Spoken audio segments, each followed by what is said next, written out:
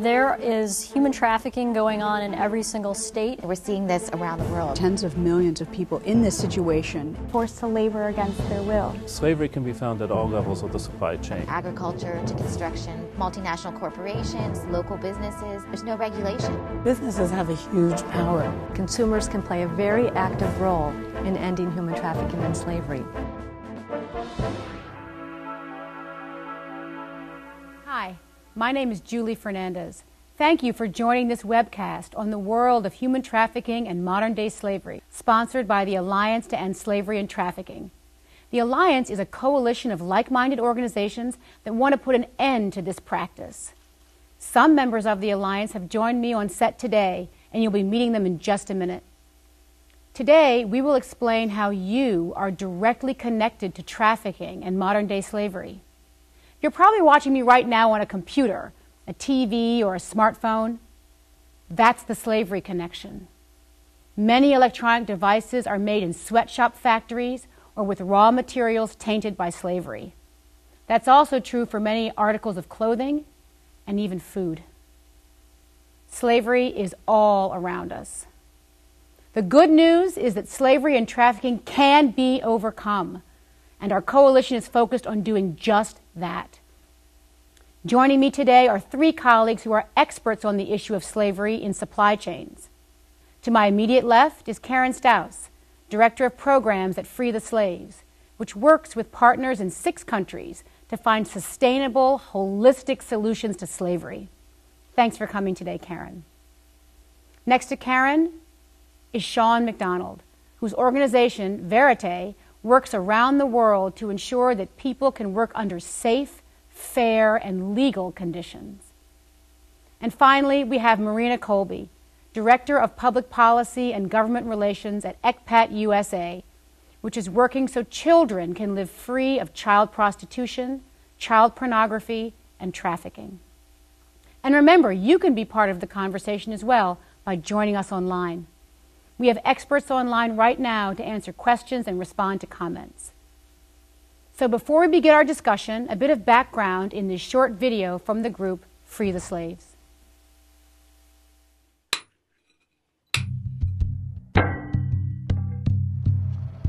One of the things that's important to know about slavery is that it never went away. We sometimes think it stopped in the 19th century, but it didn't. There are about 27 million people in slavery around the world, and they're caught up in all kinds of harsh, ugly work. And some of that work feeds commodities and raw materials and agricultural products into the global economic system.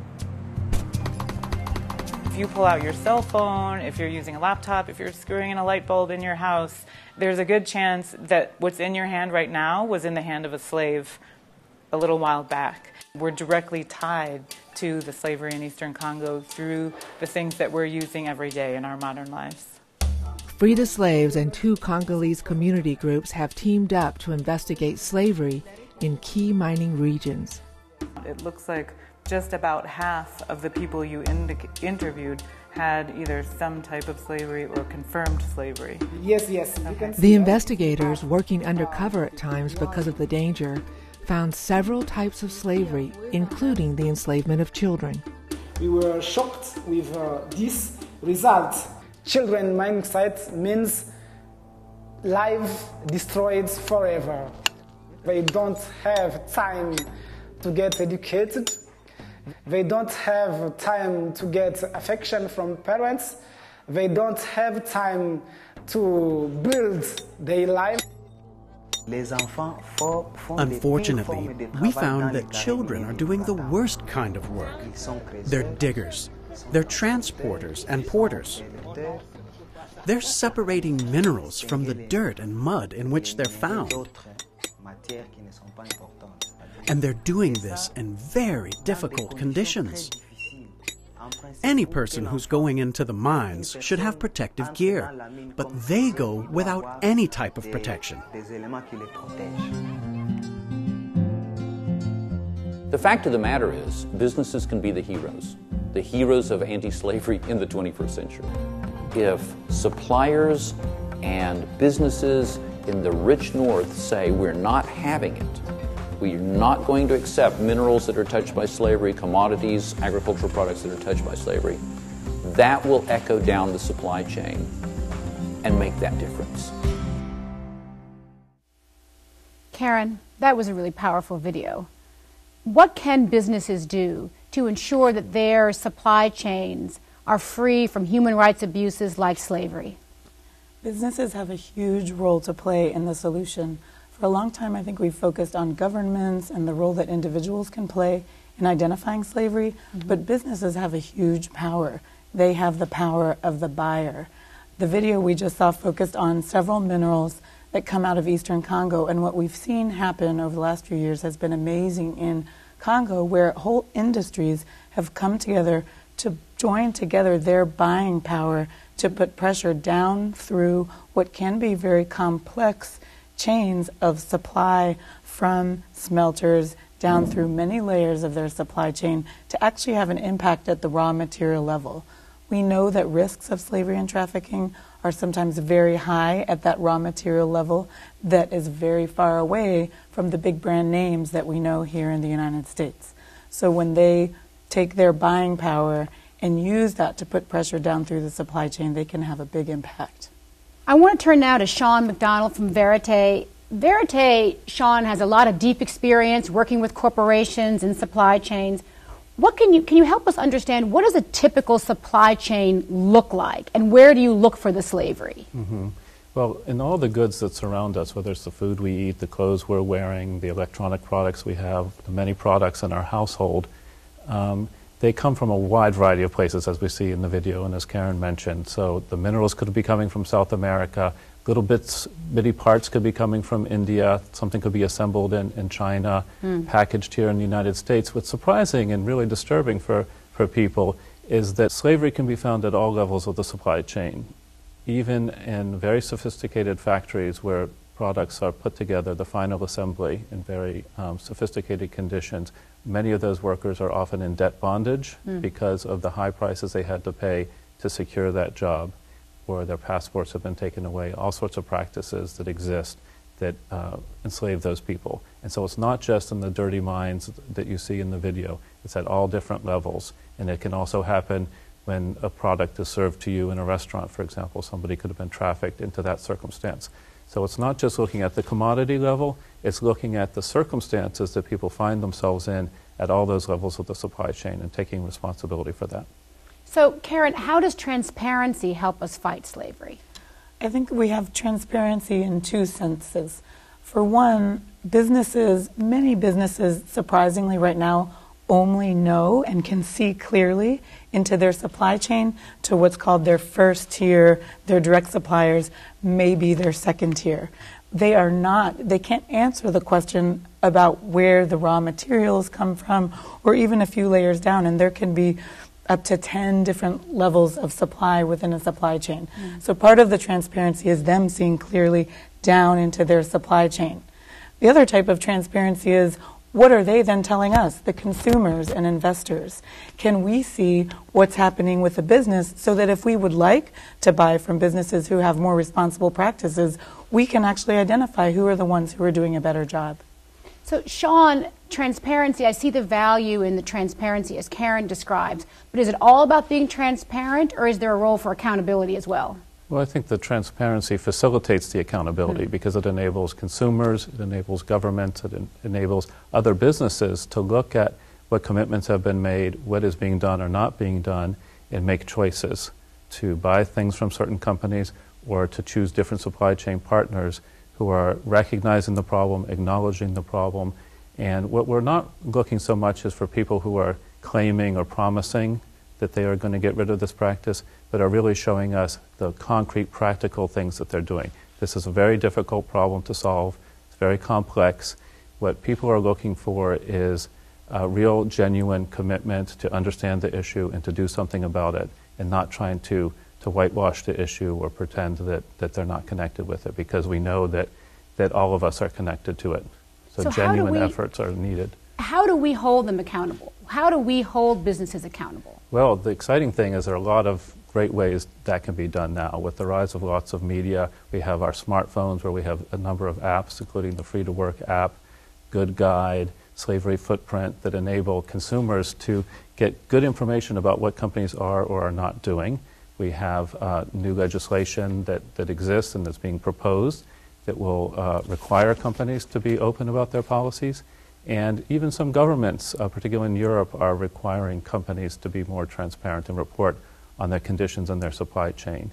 And so I think all of the actors have a role to play.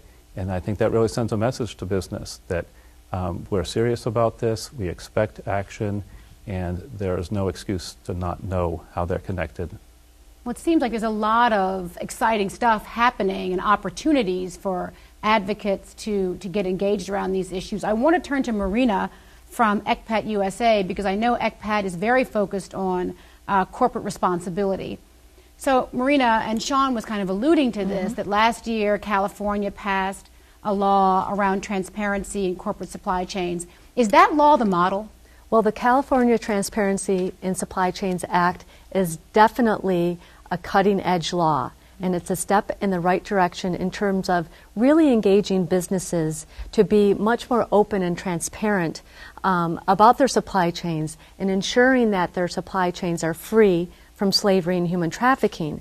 And the way this law works is that companies are obligated to report very publicly on their websites the steps they are taking to ensure that slavery and trafficking is not within their supply chains. And what's also significant about this, this sort of paradigm-shifting law is that and that it's happening in California as the 8th largest economy in the world, is that this law now affects thousands of companies. And we're very excited for the implementation, and it's definitely the sort of public information that consumers can take from these websites now, and they can make informed choices. They can really tell companies, if they're going to support their products or not.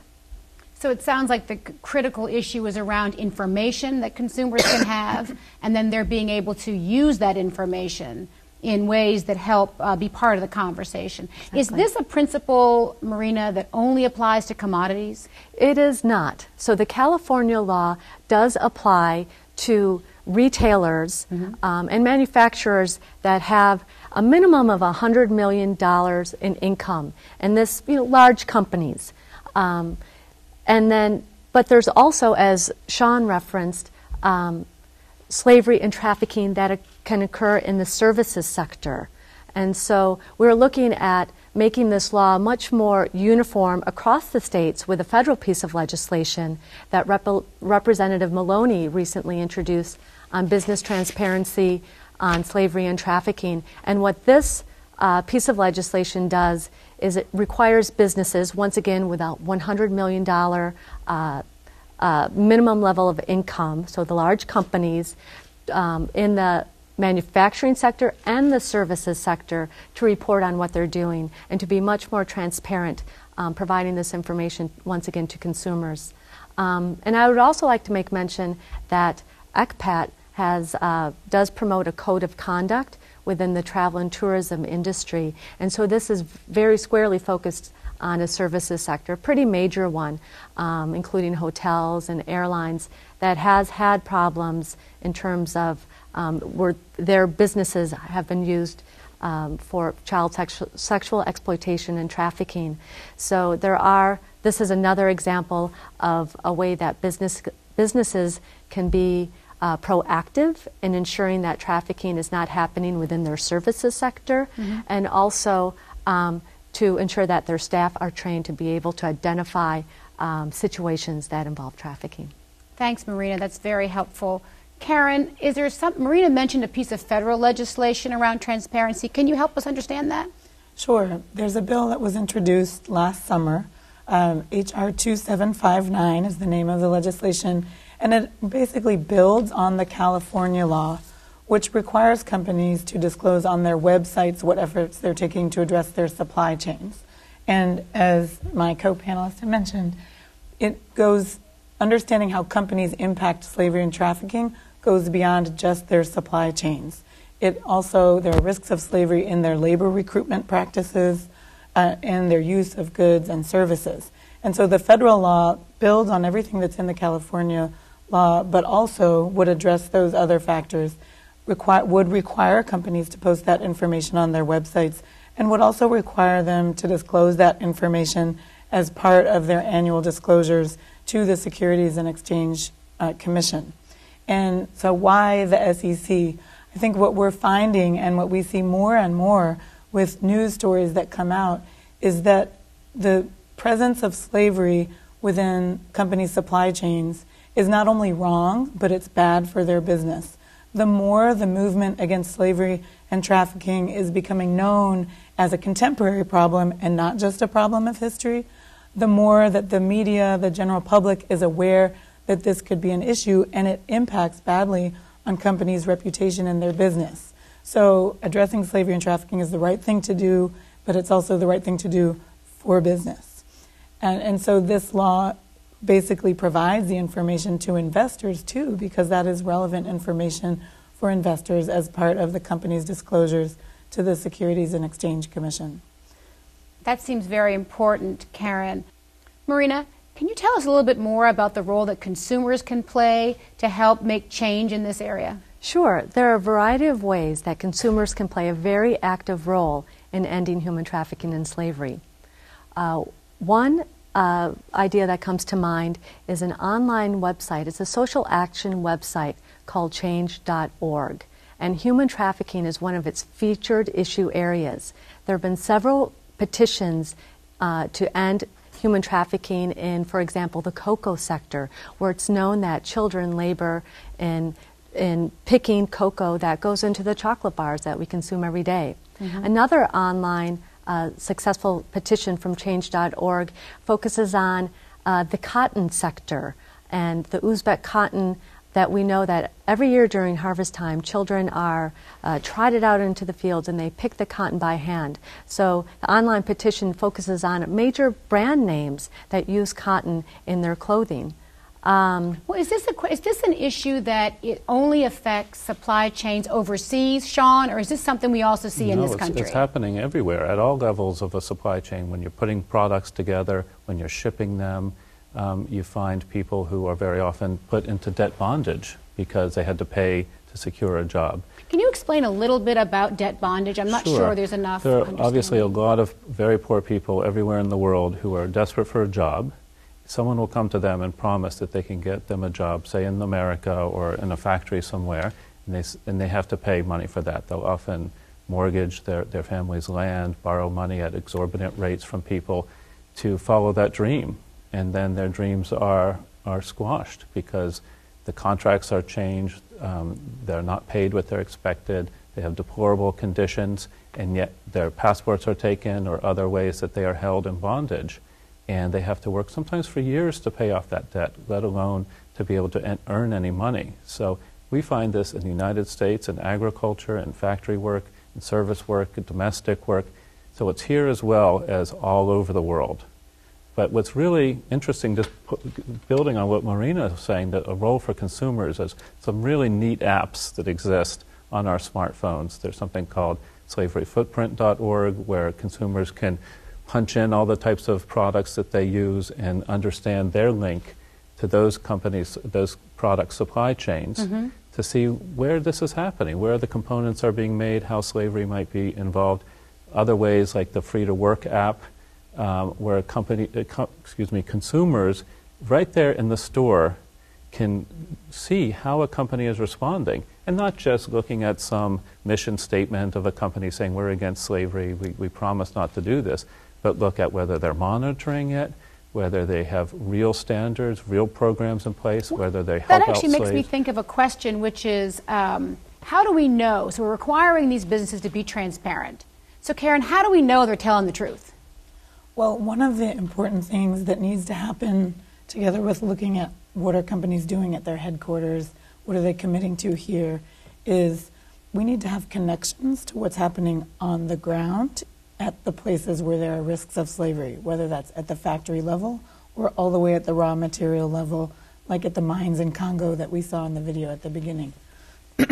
What that means is that there needs to be a process where workers are able to become educated about their rights are organized and are able to put up a red flag when they know that there's a problem. Because as many labor inspectors and police as there are in any particular country, there are never going to be as many eyes and ears as the actual workers who are affected. So there need to be relationships directly with those workers who are empowered to even know that these are rights violations so that they can then speak up when there's a problem, and that the headquarters in the United States, for example, has a connection down to that level. Sean, I want to follow up with you about what is the resistance? You at Verite, you work with a lot of corporations on their supply chains and a variety of fair labor issues. What's the resistance that you get from corporations?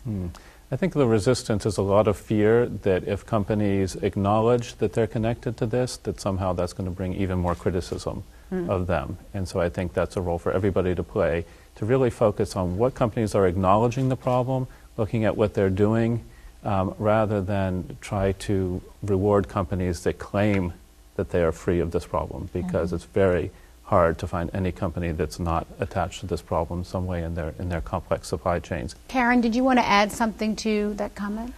I think companies are led by human beings who are no different than other human beings who sometimes just fear change and don't believe that certain things are possible until they're actually done.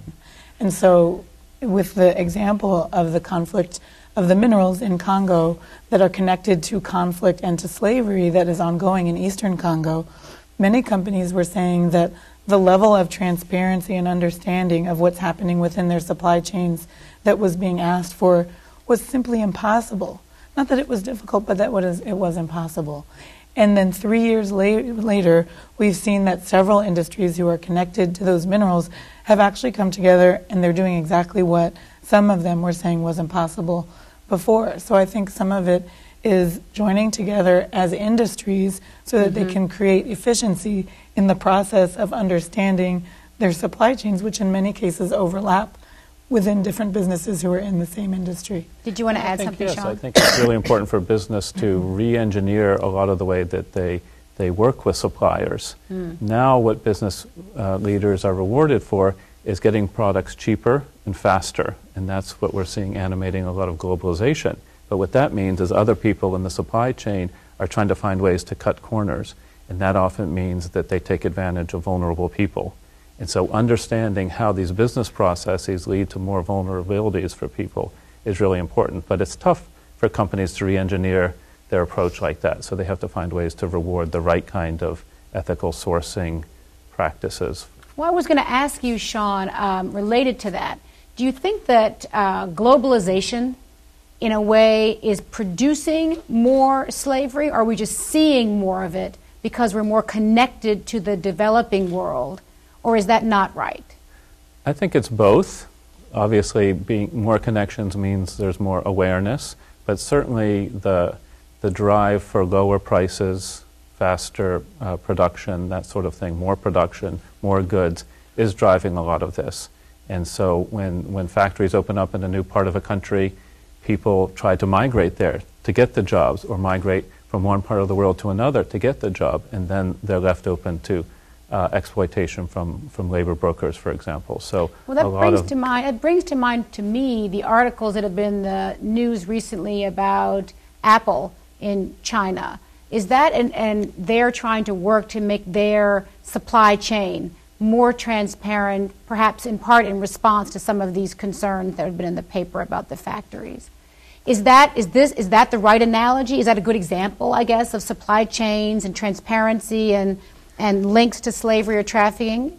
Not in particular they were having slavery there, but is this the kind of thing that it is, you're talking about? That's an example, as I mentioned earlier, of a very sophisticated manufacturing facility where there are a lot of practices that don't necessarily, in that particular case, equal to slavery, but many similar circumstances might. And it's very directly tied to what Karen was talking about and what we saw in the video. Where do the components for those iPads come from? The minerals are being mined under conditions of slavery or severe exploitation. The little parts that go into it that may come from India, there may be debt bondage associated. So everything that gets to the point of that factory in China, there are a lot of possible ways that slavery could be involved. And then, as I said, in some very sophisticated factories, including in the United States, you very often will find debt bondage. We find people here in the United States working in sophisticated factories who came here on guest worker visa programs, for example, so they're here in this country legally, but are in debt bondage because of unscrupulous labor broker practices or other practices that make them vulnerable. And requiring companies and corporations to be transparent allows us to see that, is what you're telling me. To see Gives it, us a way into seeing that. see it, and over time begin to ask more questions. Yeah. Okay, so if you're buying from that person, how is that company hiring people and recruiting people? What labor brokers are they using? Well, if you're buying your cotton from there, what country is that cotton grown in? Oh, and that I can hear from somebody, a group like Karen's, or I can read on a website like Marina mentioned, that cotton in that country is produced using child slave labor. And people can begin to put these pieces together and then hold the companies more accountable. Maureen, I wanted to ask you, because I know that Expat works in the, you mentioned it a little bit earlier with the code of conduct. What's been your experience working with corporations on this sort of praise model? So trying to get corporations to agree to good practices and then be sort of rewarded for being good rather than chastised for being not so good. Right. Can you talk about that a bit? So the Expat Code of Conduct, child protection in the travel and tourism industry, is actually a code that's driven by the travel and tourism industry. It's an international set of business standards that companies, well, signatories that sign onto the code obligate themselves to. So there are 6 criteria that they voluntarily comply with, and then they also do report annually on their implementation. And what this has done for the travel and tourism sector, since it is industry-led, it's actually raised standards for the entire sector. To date, we have over 1,000 companies in over 40 countries worldwide that have signed on to this code of conduct. So and they're competitors with each other, but this is something that they can agree on, and they can clean up their industry, and they're doing it. Sean, I wanted to ask you a last question about the U.S. government. So we were talking about transparency and accountability in supply chains for goods and services. Is our government doing a good job with that? That's an excellent question, because the U.S. government is enormous, and it procures an amazing variety of products for government offices around the country, for people who receive assistance from the government. Imagine the commissary system on U.S. Army military bases in the U.S. and around the world. People often estimate that just the Pentagon is one of the top 5 retailers in the country, comparable to... In the world, you mean? In the world. Well, comparable to a Walmart Oh, or a Target in terms of the amount of goods that they're selling to military families. And so they're buying a lot, and those kinds of actors within our government should be following some of these standards. Following standards of good auditing, really understanding their supply chains, holding their supply chain partners accountable, really being aware of these vulnerabilities and changing their business practices to fit that. And so government buys a lot. Government should be a responsible corporate actor. Well, on that note, I have to say I'm sorry, but our time is up. Thank you, Karen Staus of Free the Slaves, Sean McDonald of Verite, and Marina Colby of Expat USA for a fascinating conversation today. And thanks to Humanity United for making this gathering possible here in the Night Studios at the Newseum in Washington, D.C. We encourage you to learn more about slavery and trafficking by visiting the websites of the Alliance and our partner organizations. I'm Julie Fernandez. Goodbye for now.